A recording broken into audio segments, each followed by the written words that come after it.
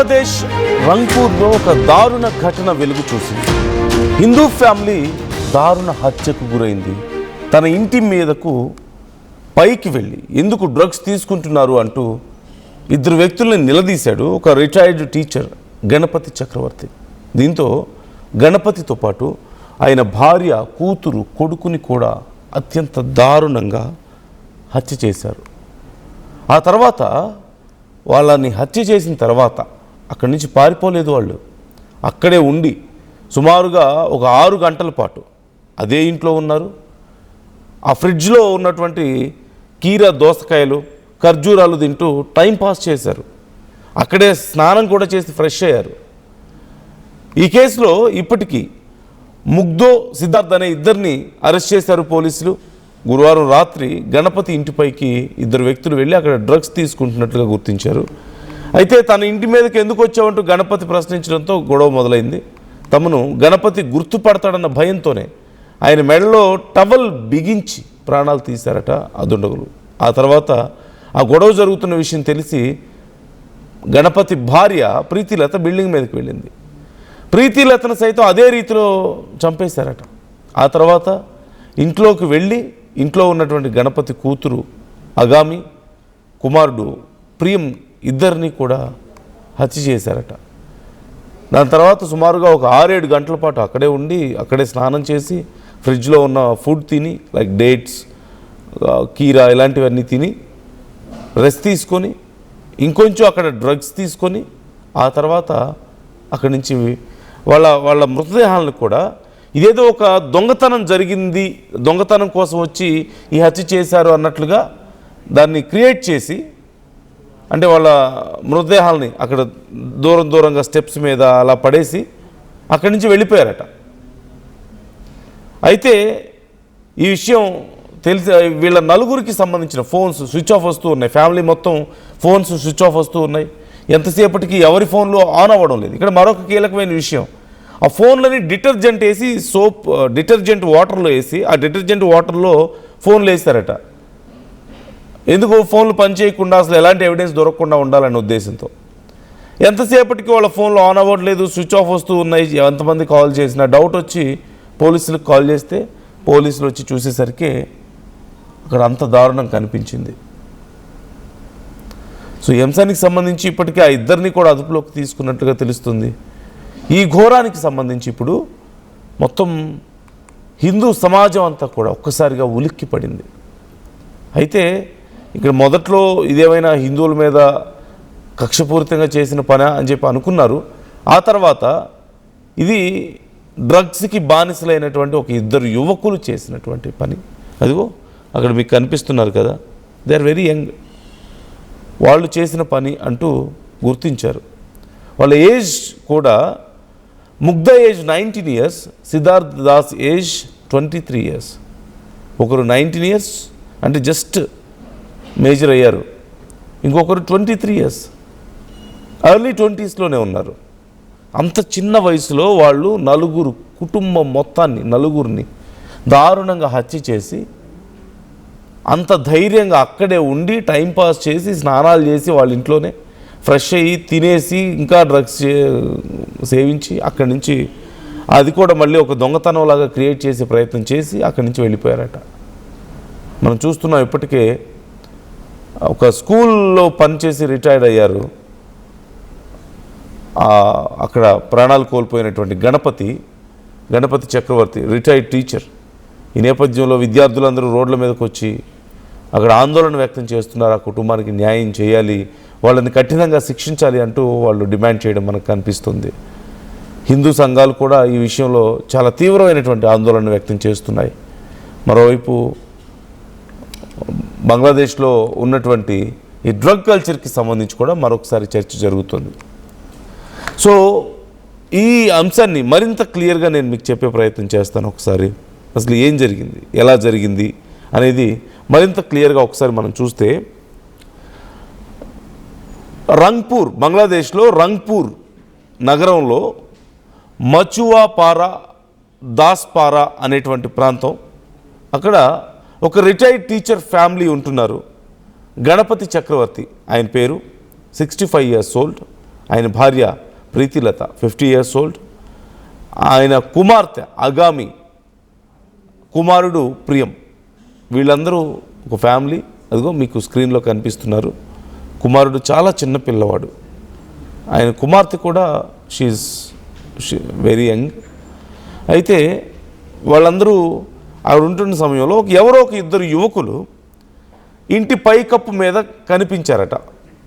ఆయనకి కనిపిస్తే గణపతి చక్రవర్తి పైకి వెళ్ళి ఎవరు మీరు, ఇక్కడ ఎందుకున్నారు అని చెప్పి వాళ్ళని క్వశ్చన్ చేశారు. అదే టైంలో వాళ్ళు డ్రగ్ తీసుకుంటున్నారు. అక్కడ యబా అనేటువంటి ఒక కైండ్ ఆఫ్ డ్రగ్ అవైలబుల్ ఉంది. సో ఆ డ్రగ్ తీసుకుంటున్నారట. అదే ఆయన గుర్తించి మీకు ఎంత ధైర్యం ఉంటే మా ఇంటి మీదకి వస్తారు, ఇక్కడ ఎందుకు వచ్చారు అసలు, ఇక్కడి నుంచి వెళ్ళిపోండి, ఇక్కడ అసలు డ్రగ్స్ తీసుకుంటారా మీరు, నేను కంప్లైంట్ చేస్తాను అని చెప్పి వాళ్ళ మీద సీరియస్ అయ్యాడు. సీరియస్ అయితే వెంటనే వాళ్ళిద్దరూ ముగ్ధదాస్ అలాగే సిద్ధార్థ్, వీళ్ళిద్దరూ ఈయన మనల్ని గుర్తుపట్టేశాడు, మనం డ్రగ్స్ తీసుకుంటున్న విషయం కూడా చూశాడు కాబట్టి బయట చెప్తాడేమో అని భయపడి అతని మీద కోపంతో అటాక్ చేశారు. అతని మెడలో ఒక టవల్ గట్టిగా బిగించి అతనికి ఊపిరాడకుండా చేసి అక్కడే అతని ప్రాణాలు తీశారు. పైన ఏదో అలికిడైనట్లుంది ఇంటి మీద అని చెప్పేసి డౌట్ వచ్చి అక్కడికి ఆయన భార్య కూడా వెళ్ళారు, ప్రీతిలత. తను కూడా వెళ్ళి ఏం జరిగింది అని చూసేలోపు తన భర్తని అలా టవల్తో గొంతు బిగించి ప్రాణాలు తీశారు అనేది చూసి ఒక్కసారిగా షాక్ అయిపోయారు. గట్టిగా అరిచే ప్రయత్నం చేస్తే వెంటనే ఆవిడ మీద కూడా అటాక్ చేసి ఆవిడ గొంతుకు కూడా టవల్ని బిగించి ఆవిడ ప్రాణాలు కూడా తీశారు. ఇక అక్కడి నుంచి వీళ్ళిద్దరిని మనం చంపేశాం, ఇక ఇంట్లో ఇంకెవరు ఉన్నారేమో, వాళ్ళు మళ్ళీ ఏం జరిగింది ఏంటి అనేది గమనిస్తారు అని చెప్పి ఇంట్లోకి వెళ్ళారు. అక్కడ వాళ్ళ డాటర్ అండ్ సన్ కనిపించారు, అగామి అలాగే ప్రియం ఇద్దరు. వాళ్ళ డాటర్ టీనేజ్లో ఉన్నారు, వాళ్ళ సన్ ఇంకా చిన్న పిల్లవాడు పాపం. అదిగో మీకు స్క్రీన్లో చూడండి ఎంత చిన్న పిల్లవాడు. వాళ్ళు కనిపించారు. వెంటనే వాళ్ళ మీద కూడా చాలా దారుణంగా అటాక్ చేసి వాళ్ళిద్దరినీ కూడా చంపేశారు అక్కడే. ఆ తర్వాత జనరల్గా ఆ డ్రగ్ మత్తు వల్ల లేకపోతే తమ విషయం డ్రగ్ తీసుకుంటున్నారని బయటపడుతుందన్న భయం వల్ల ఇలా ఒకవేళ చేసిన తర్వాత జనరల్గా ఎవరైనా ఏమవుతుంది, ఆ డ్రగ్ ఇన్ఫ్లుయెన్స్ తగ్గిన తర్వాత అక్కడి నుంచి పారిపోతారు, లేకపోతే ఆ ఇన్సిడెంట్ తర్వాత అక్కడి నుంచి పారిపోతారు, జనరల్గా భయపడిపోతారు, పారిపోతారు. కానీ వీళ్ళు అలా చేయలేదు. They are very normal. అంత పెద్ద దారుణం చేసి నలుగురిని అత్యంత దారుణంగా హత్య చేసిన తర్వాత కూడా అక్కడే ఆ మృతదేహాల మధ్యలోనే అక్కడే ఉన్నారు. సరదాగా టీవీ పెట్టుకొని సినిమాలు చూశారట, అక్కడే స్నానం చేశారంట, వాళ్ళ ఇంట్లోనే స్నానం చేసి ఆ ఫ్రిడ్జ్లో ఉన్న డేట్స్ కీరా అలాంటివి తిని రిలాక్స్ అయ్యి ఆ తర్వాత మళ్ళీ కొంచెం ఆ డ్రగ్ తీసుకున్నారట. తీసుకొని ఒక 6-7 గంటల సమయం గడిచిపోయింది ఆల్మోస్ట్.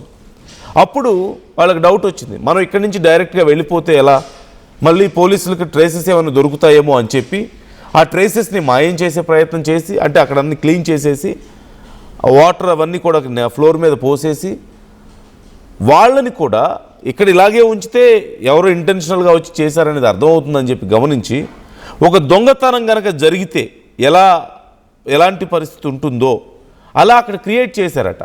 అంటే అక్కడ ఆ బీరువాని పగలగొట్టే ప్రయత్నం చేయడం, అక్కడ డబ్బులు దొంగతనం చేయడం, కొంచెం ఇలాంటివన్నీ చేసి వాళ్ళ మృతదేహాలను కూడా గణపతిని అక్కడే వదిలేశారు. పైన గణపతి ఇంటి పైకప్పు మీద వదిలేశారట. ప్రీతిలత ఆమె కుమార్తె వీళ్ళిద్దరిని మాత్రం మెట్ల మీద పడేశారట. అంటే అక్కడ ఉన్న వాళ్ళని అక్కడే వదిలేస్తే ఏదో ఒక ట్రేసెస్ దొరుకుతాయని చెప్పేసి వాళ్ళ మృతదేహాలని ప్లేస్ మార్చారు.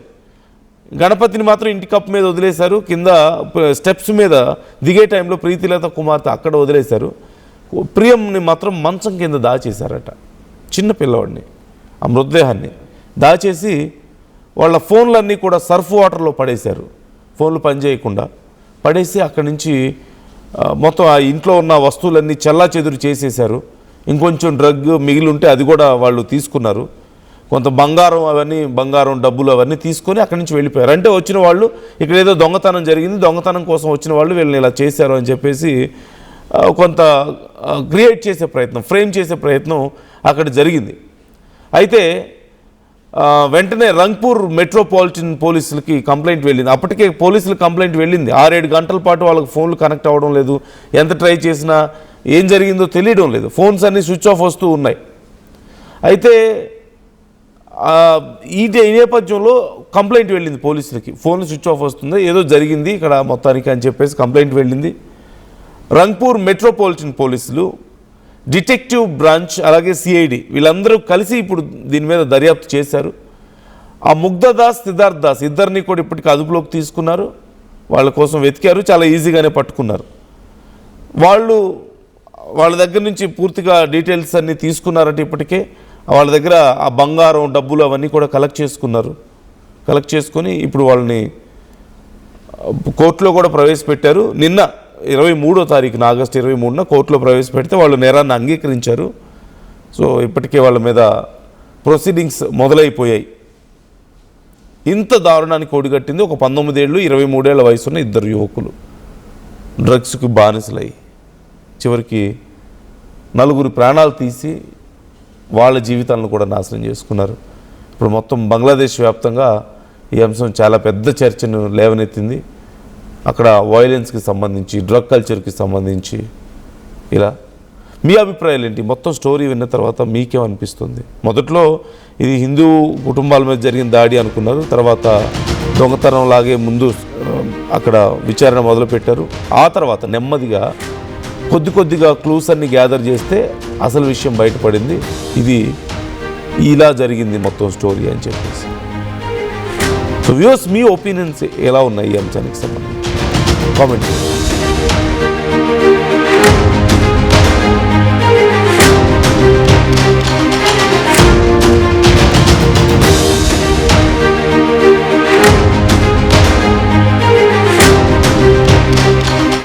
టోర్నమెంట్ కి ముందు పెయింట్ ఎలా చేస్తాం?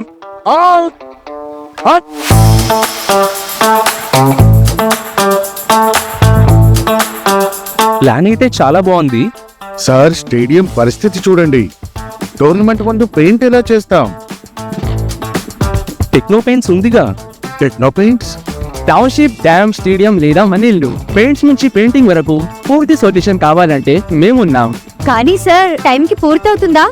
రోజుకు 23 లక్షల స్క్వేర్ ఫీట్ పెయింటింగ్ చేయగల సామర్థ్యం, 5,000 మంది స్కిల్డ్ లేబర్ టీమ్ మా వెంట ఉంది. 23 లక్షల? అవును, ప్రపంచ స్థాయి రంగులు, అద్భుతమైన షేడ్స్ తో భారతదేశపు అసలైన పెయింట్ మరియు పెయింటింగ్ శక్తిని మేమే. We are Techno Paints. Techno paints.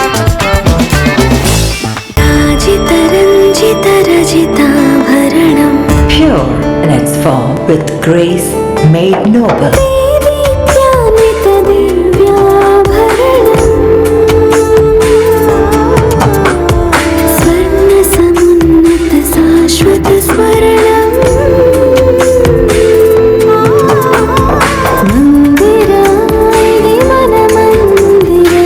Mandira Premium Silver Jewelry by Manipali.